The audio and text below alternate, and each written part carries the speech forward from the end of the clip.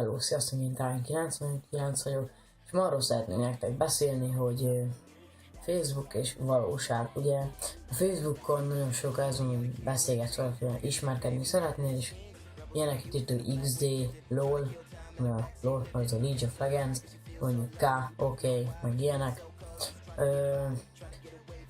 És mit tudom én, ír neked valamit, egy kérdést, és te nem akarsz rá válaszolni, és akkor elmész, azt mondod, hogy elmész, visszajött, és azt mondod, bocsi, kajálni voltam. Na most ezt a valóságban, hogy ott vagy előtte, mondod neki, hogy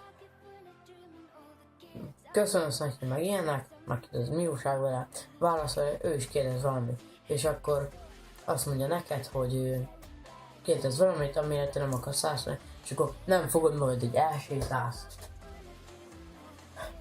hanem akkor nem tudsz mit csinálni, hanem válaszolni kell a kérdésre. Tehát, hogy Facebookon ismerkedni nem valami jó döntés.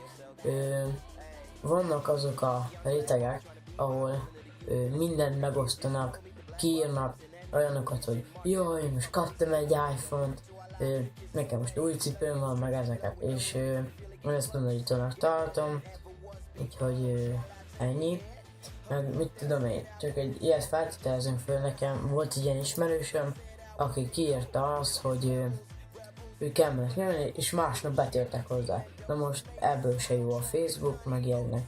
Inkább maradjunk a személyes ismerkedés, és akkor mindenki jobban jár szerintem. Úgyhogy ennyi. Aztán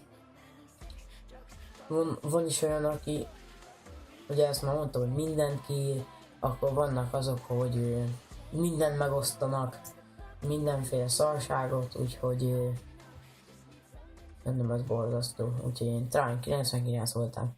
Sziasztok!